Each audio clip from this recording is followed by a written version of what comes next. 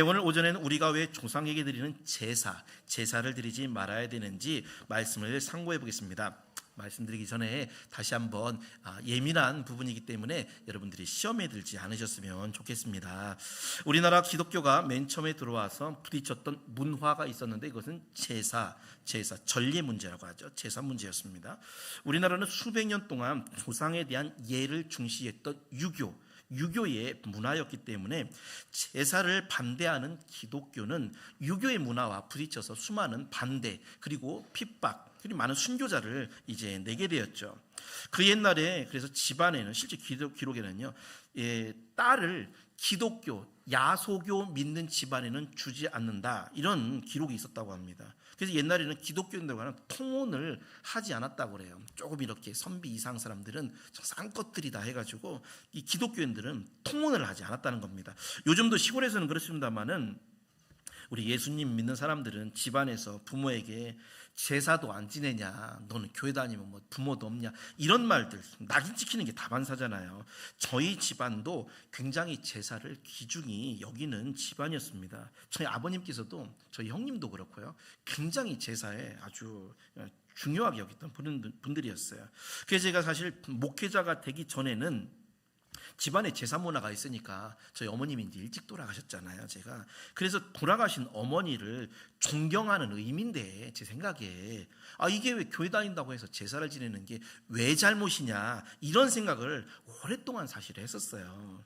자, 오늘 말씀은 며칠 전에 하나님께서 설 명절을 앞두고 저에게 영감으로 주신 말씀을 제가 기록한 겁니다.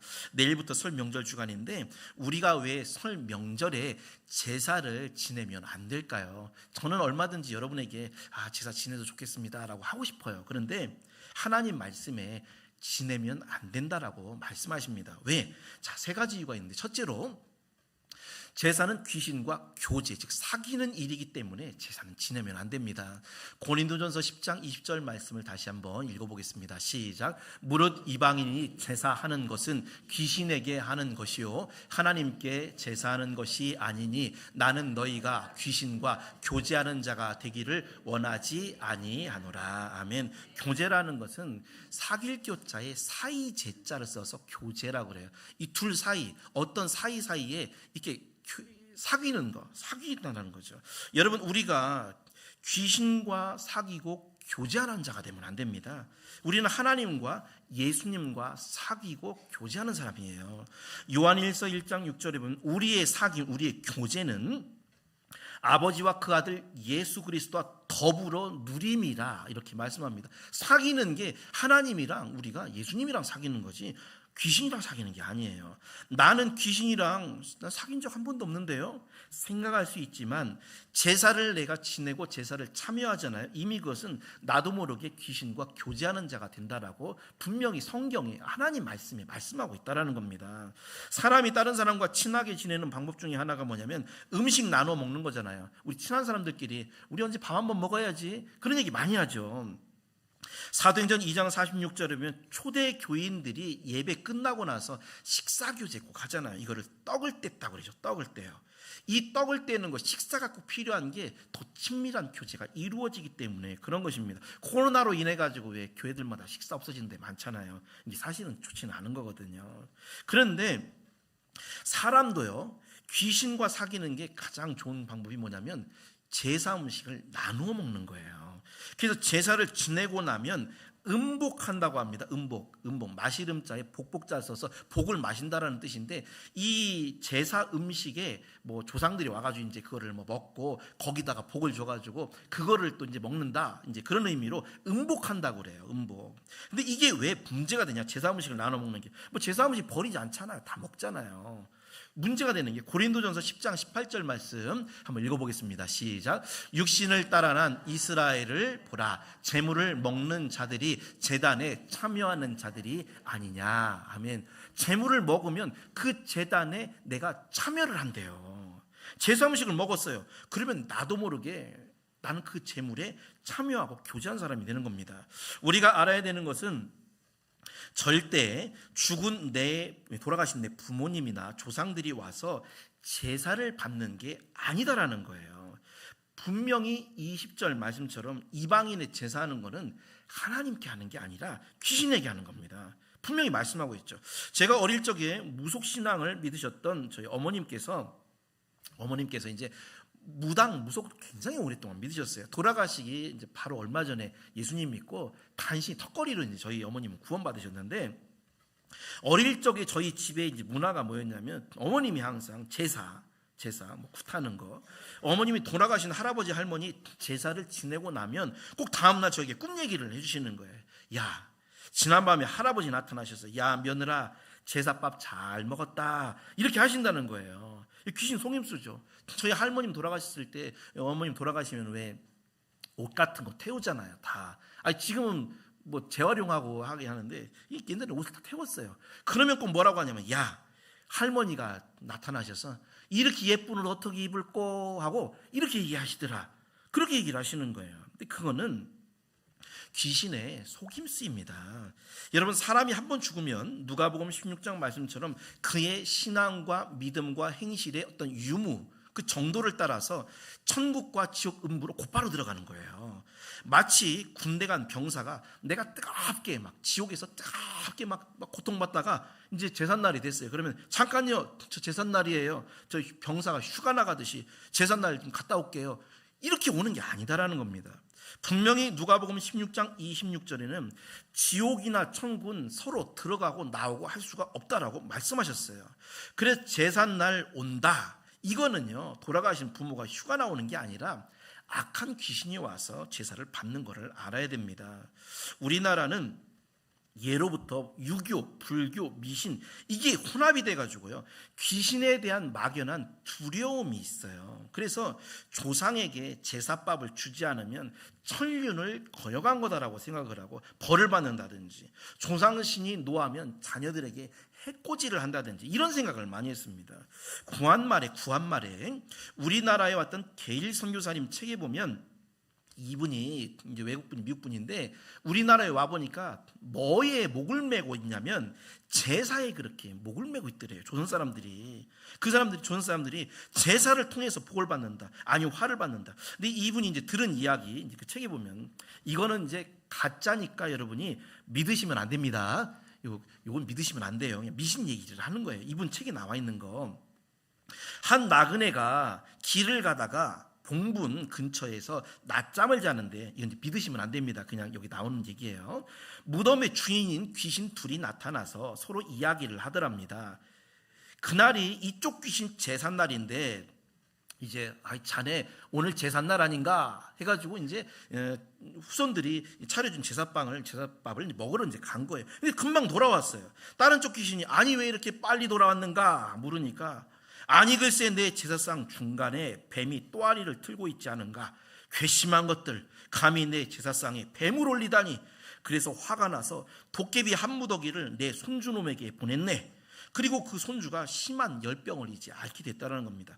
무덤에서 잠자던 그 이야기를 들은 나그네가 그 후손들을 찾아가서 이제 이야기를 했더니 후손들이 제사에 쓰인 제기를 잘 살펴보니까 뱀이 아니라, 옛날 사람들 머리 길잖아요, 긴 머리카락이 하나가 제사상에 떨어져 있더라는 거예요. 이 이야기는 게일 선교사님이 이제 들은 이야기를 기록한 건데, 조상에게 제사를 정말 잘 살펴서 정성 들여서 제사를 드리지 않으면 해를 당한다라고 믿었던 그 당시에 만연했던 조선 사람들의 그 사상이었다라고 할 수 있습니다. 근데 여러분, 이게 왜 문제가 되냐면 이게 하나님과 동등됨이에요. 하나님과 동등됨. 제사를 잘 지내면 복을 주고 잘못 지내면 화를 당한다. 생사화복은 하나님만이 하시는 것입니다. 제사가 왜 귀신에게 하는 것이냐? 특히 우리나라의 조상 제사는 하나님이 아니라 악한 귀신에게 하는 것입니다. 제사상에 여러분 지방 붙여놓잖아요. 지방, 종이지자에 알릴방, 알린다라는 뜻의 방, 이걸 해서 알립니다. 근데 그 지방에 뭐라고 쓰였냐면 현고, 학생, 부군, 신위라는 글을 이렇게 지방에 써놓습니다. 현고라는 건 나타날 현자에 생각할 거, 돌아볼 거, 나타나서 우리를 좀 돌아봐 주십시오, 기도하는 거예요. 학생이라는 것은 옛날에 벼슬을 하지 못하고 이렇게 돌아가신 그 윗사람들을 학생으로 이렇게 불렀어요. 그러니까 생자가 뭐 우리나라에 생원 뭐 그런 말 있잖아요. 이게 생자가 선비라는 뜻이 있어요. 그래서 학생, 벼슬하지 못하고 돌아가신 분. 부군이라는 것은 부자는 마을 부자고 군자는 임금 군자입니다. 마을의 임금으로서 또 신위, 신으로서 위, 자리 위자, 자리해 주십시오. 그러니까 마을의 조상님이 이 마을의 임금, 즉 마을을 다스리는 신으로서 오셔서 우리를 좀 살펴주시고 우리를 보살펴 주십시오. 이런 뜻이 바로 이 현고학생 부군 신입니다. 지방에 쓴 글이죠. 여러분, 이게 무슨 의미가 있냐면 옛날에 이스라엘 사람들이 하나님 대신 바알을 섬겼잖아요. 아세라를 섬겼죠. 그때 그 바알과 아세라에게 빌었던 내용과 거의 비슷합니다. 그러니까 그 옛날 이스라엘의 바알과 아세라의 우상 숭배가 우리나라에 와서는 이렇게 조상의 제사로 변형이 됐다는 거예요. 그래서 유교의 제사를 조상에 대한 존경으로 생각하기가 쉽지만 사실 이 제사라는 건 존경의 수준이 아니라 그 귀신을 그 자리에 모시고 복을 비는 완전히 그 옛날의 바알과 아세라의 제사와 같은 우상숭배의 죄가 된다라는 것입니다. 여러분, 우리는 축복을 주시는 하나님과 교제하는 자가 되어야지 사람에게 해를 주고 영혼을 망하게 하는 귀신과 내가 교제하고 사귀는 사람이 돼서는 안 됩니다. 야, 너희 둘이 사귀냐? 이런 말 하잖아요. 왜? 장난으로. 근데 귀신과 사귀는 게 되는 거예요. 다 같이 우리 시편 50편 5절 말씀 한번 읽어보겠습니다. 시작. 이르시되 나의 성도들을 내 앞에 모으라. 그들은 제사로 나와 언약한 이들이니라 하시도다. 아멘. 분명히 여기 제사로 나와 언약을 하셨대요. 하나님이 언약하셨답니다. 마찬가지로 우리가 드리는, 만약 우리가 지내는 조상 제사는요, 귀신과 언약을 하게 돼요. 귀신과 언약하면 뭐가 됩니까? 지옥에 가는 거죠. 여러분, 우리가 이방인의 제사라는 것, 이것은 귀신에게 한다라는 것을 여러분 꼭 기억하시고 우리는 하나님을 예배하고 하나님과 사귀는 복된 사람이 되시기를 주님의 이름으로 축원드립니다. 두 번째, 제사는 오직 하나님께만 드려야 됩니다. 출애굽기 22장 20절 말씀 한번 읽어보겠습니다. 시작. 여호와 외에 다른 신에게 제사를 드리는 자는 멸할지니라. 아멘. 다른 신에게 제사 드리면 멸망한대요. 이 멸할 멸자를 보면 지옥을 의미해요. 한자에 보면. 여러분, 왜 하나님께 제사를 드려야 될까요? 제사는 그 드리는 존재에게 그 제사를 통하여 영광과 존귀를 다 돌리기 때문에 그런 겁니다. 근데 여러분, 영광이라는 건요, 하나님만 받으실 수가 있는 거예요. 하나님께서 당신의 하나뿐인 아들을 우리를 위해 죽게 하셨잖아요. 그 정도로 사랑하시죠. 그런데 우리에게 영광은 주시지 않습니다. 아무리 예수님을 우리를 대신해 생명을 주셔도 영광은 하나님 거기 때문에 하나님께 우리에게 주시지 않아요. 이사야 42장 8절에 보면 나는 여호와이니 이는 내 이름이라. 나는 내 영광을 다른 자에게, 내 찬송을 우상에게 주지 않으리라. 영광을 주지 않는데요, 절대로. 하나님만 받아야 되는데 이 제사를 통해 영광이 그 귀신에게 다 돌아간다는 겁니다. 또 하나, 하나님께 드리는 제사는 예수님의 구원을 상징하기 때문입니다. 여러분 잘 아시죠? 제사에 드리는 동물, 곡식, 이게 다 예수님 상징하잖아요. 그래서 이 제사를 드린다는 건 하나님만이 예수님을 통해 나의 죄를 용서해 주시고 나를 구원하십니다라는 고백의 뜻이 담겨 있어요. 그런데 만약에 조상신이나 귀신에게 제사를 드리면 나의 죄를 용서하시고 구원하시고 복 주시는 분은 조상신입니다. 이거랑 똑같은 겁니다.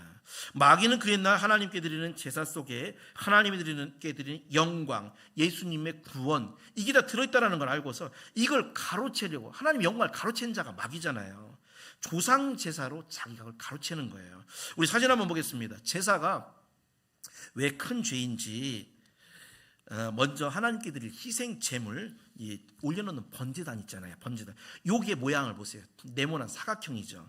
사람들이 조상에게 드리는 제사상도 네모난 사각형입니다. 동그란 제사상 여러분 보신 적 있으세요? 동그란 제사상? 동그란 제사상은 없어요. 다 네모난입니다. 직사각형이 됐든지 어쨌든 네모네요. 왜냐하면 마귀가 죄를 사함받는 네모난 번제단을 그대로 본땄기 때문에 그런 거예요. 자, 번제단 위에는 짐승의 고기가 있죠. 고기. 제사상 위에는 고기 음식을 놓게 됩니다. 그런데 그냥 고기 안 놓죠. 구운 고기 놓잖아요. 불에 구운 고기.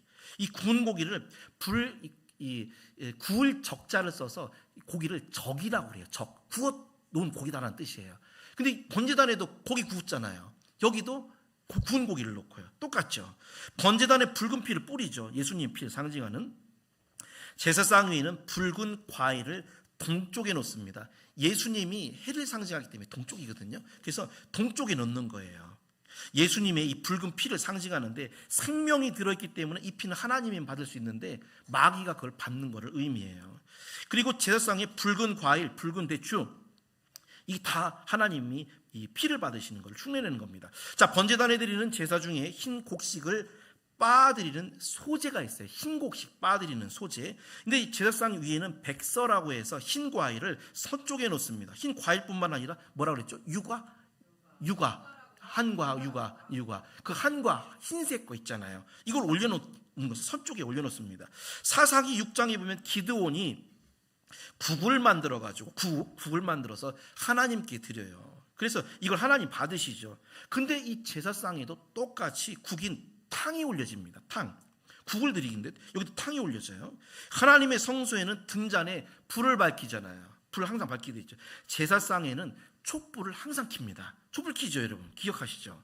하나님의 성소에는 거룩한 떡을 드려요. 이 떡상에 그러잖아요. 근데 설 제사상에는요, 설제상 가래떡 올리고요. 추석상에는 송편 떡 올립니다. 여기도 떡 올려요. 생명의 떡이신 예수 그리스도 말씀을 상징하는데 제사상에서 그 가래떡, 송편 떡을 받죠. 하나님의 성소 분향단에 향을 피워서 하나님께 올려드리는데 제사상에도 향 피워놓잖아요. 앞에 향. 근데 이 향은요, 성경에 보면 하나님을 위하여만 피우게 되어 있습니다. 출애굽기 30장 38절에 만약에 개인이 향 냄새 맡고 싶어가지고 향 만들어서 피우잖아요. 냄새 맡잖아요. 이 반드시 죽는다고 그랬어요. 그래서 신자는 여러분 중에 초상집에 가시면 절대 향 불 붙여가지고 흔들어가지고 연기 피우고 거기다 꽂아놓으면 안 됩니다. 그냥 우리는 기도하는, 아니면 꽃이나 이렇게 놓다든지 기도하는 모습으로만 끝내야 돼요. 무엇보다 제사상의 조상의 신위나 사진은요, 북쪽에 놓게 합니다. 북쪽에 놔요. 북쪽은 이사야 14장 13절에 마귀가 타락해서 자리 잡은 곳이 북쪽이라고 그랬어요. 조상신의 사진을 북쪽에 놓지만 사실은 마귀가 그 자리에 딱 하고 자리를 잡고 받고 있는 것을 의미하는 겁니다. 여러분, 마귀는 그 옛날 하나님께서 예수님을 상징하는 희생 제물의 번제단, 이거를 오늘날 제사상과 똑같이 그 안에 들어있는 게 어쩜 저렇게 똑같아요. 성경에 나오는 거. 그 희생, 예수님의 보혈을 자기가 다 받아가지고 가로채고 있는 것을 의미해요. 그러면 마태복음 4장 9절에 마귀가 그러죠. 만일 내게 엎드려 경배하면 절하면 이 모든 것을 너에게 주리라. 자기에게 경배하면 모든 걸 준다고 이렇게 마귀가 그럽니다. 그때 예수님이 뭐라고 말씀하셨냐면 이렇게 말해야 돼요. 마태복음 4장 10절 말씀 한번 다 같이 읽어보겠습니다. 시작. 이에 예수께서 말씀하시되 사탄아 물러가라. 기록되었으되 주 너의 하나님께 경배하고 다만 그를 섬기라 하였느니라. 아멘. 이렇게 고백하시기 바랍니다. 여러분, 나는 효도하는 마음으로 조상신에게 돌아가신 우리 어머님에게 제사를 드린다고 생각하지만 제사는 마땅히 하나님께 드릴 번제단을 마귀에게 드리는 모양과 똑같은 겁니다. 우상숭배가 되는 거예요. 심지어 예수님의 십자가의 보혈, 희생, 모든 제사의 제물까지 마귀가 제사상에서 다 받는 것이기 때문에 우리가 그냥 이거 어떠냐 이렇게 생각하고 막연히 드릴 게 절대 아니다라는 겁니다. 우리 성도님들, 예수님이 우리를 위해 죽으신 십자가의 공로는 하나님께만 영광을 돌릴 수 있는 것이지 마귀에게 돌리는 것이 절대 아닙니다. 오늘날 신령한 제사인 우리가 드리는 예배 이외에 마귀에게 돌리는 명절의 제사, 또 사회에서는 뭐 하면은 공사 같은 거 지내잖아요. 이것은 절대 안 된다라는 것을 믿으시고 오직 하나님만 경배하고 하나님만 섬기는 축복의 성도들이 되시기를 주님의 이름으로 축원합니다. 세 번째, 마지막으로 그러면 우리가 어떻게 해야 되느냐? 안 하는 것은 알겠는데 여러분 중에 아마 굉장히 어려우실 겁니다. 그래서 제가 시험 들지 말라고 하는 거예요. 하나님 말씀을 제가 전해드리는 것뿐입니다. 현실은 그렇지 않아요. 현실은 쉽지 않죠. 자, 이렇게 우상 숭배 앞에, 제사 앞에서 우리 신자는 세 가지의 태도, 세 가지의 경우가 있습니다. 첫째는 단호히 그냥 거절하는 거예요. 다니엘과 세 친구의 경우죠. 우리 다니엘서 3장 18절 말씀 한번 읽어보겠습니다. 시작. 그렇게 하지 아니하실지라도 왕이여, 우리가 왕의 신들을 섬기지도 아니하고 왕이 세우신 금 신상에게 절하지도 아니할 줄을 아옵소서. 아멘. 처음부터 그냥 타협도 없이 나 교회 다녀요. 난 하나님 믿어요. 나는 우상 숭배하지 않겠습니다. 라고 단호하게 얘기하라는 겁니다. 물론 이제 이런 단호한 태도 때문에 다니엘이나 이 세 친구의 경우는 풀무불에 들어가죠. 풀무라는 건 이 베드로서에 보면 시험이라고 그랬잖아요. 풀무불 같은 시험, 환난. 이 풀무불 같은 시험을 당할 수도 있어요. 사자굴에 들어가서 마귀에게 공격당할 수도 있고. 그러나 결국은 풀무불에서 지켜주셨고, 다니엘의 경우는 마귀를 상징하는 사자 입을 막아서 지켜주셨습니다. 마찬가지로, 그리고 그 이후에는 높임 받았잖아요. 높은 총리가 됐죠. 마찬가지로 우리가 제사를 거부하고 절하기를 거부할 때 가족들이나 친척들과 갈등이 생길 수는 있습니다. 그런데 다니엘의 경우처럼, 세 친구의 경우처럼 결국에는 우리를 지켜주실 것이고, 그 이후에 더 큰 축복을 하나님이 주신다라는 것입니다. 두 번째 태도는요, 우상 숭배를 피할 지혜를 달라고 기도하셔야 됩니다. 내가 단호하게 말하기는 그것까지는 내가 어려워. 이럴 때는 피할 지혜를 달라고 기도를 하셔야 돼요. 나는 가족이나 친척과의 갈등을 내가 이길 수가 없다. 그래서 나는 이거 제사는 내가 안 할 수는 없다. 이럴 때는 하나님께 도움을 간구해야 됩니다. 간절히 기도하라는 거죠. 그들이 내 신앙을 이해할 수 있도록, 당신들은 우상 숭배를 할지라도 나는 또 안 할 수 있도록 이게 허락해 줄 수 있도록 이렇게 기도를 해야 되는 거죠. 그러면 분명히 고린도전서 10장 13절 말씀처럼 피할 길을 하나님이 지혜를 주신다는 겁니다. 할렐루야 교회의 원로 목사님이신 김상봉 목사님이 1984년에 지금 연세 많이 드셨더라고요. 1984년에 미국에서 목회하실 때 이제 우리나라에서 직접 북한으로 못 가고 미국 사람들이나 미국 국적 가진 분들은 이제 북한에 좀 다녔었어요. 그때 이 북한 돕기 일환으로 북한을 이제 방문을 하게 됐는데, 이 김상봉 목사님이 해방 후에 이제 온 가족 예수님을 다 원래 다 믿었었답니다. 잘 믿었을 때 북한이 공산화됐잖아요. 그리고 나서 이제 홀로 김상보 목사님이 홀로 청년 때 남한으로 내려오고, 나머지 이제 북한에 남아 있는 가족들과 헤어져서 이산 가족이 되게 됩니다. 자, 그런데 이제 미국에서 목회를 하실 때 북한 돕기 일환으로 방문을 해가지고 30년 만에 저 장면이에요. 30년 만에 어머니를 만나게 돼요.